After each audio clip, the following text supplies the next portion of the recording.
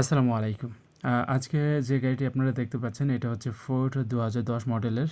তো এই গাড়িটি আজকেই আমাদের এই ওয়ার্কশপে আনা হয়েছে।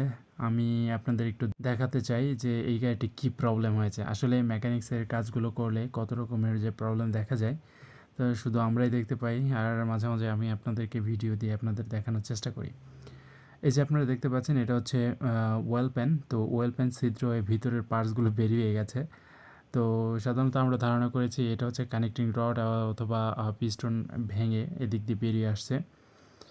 যে পিস্টনে অথবা কানেক্টিং রডের যে চাপ নাটগুলো আছে, তো সেগুলো হয়তো এখান দিয়ে বেরিয়ে গেছে আর কি। তো এটা খোলার পরেই বোঝা যাবে। তো আমি একটু আপনাদেরকে ভিতরের দিকে দেখানোর একটু চেষ্টা করি যে এইটার ভিতরে আসলে এই মুহূর্তে কী পরিস্থিতি, হ্যাঁ? তো আমরা যখন এটার ভিতরে একটু দেখতেছিলাম তো দেখলাম যে সরাসরি যে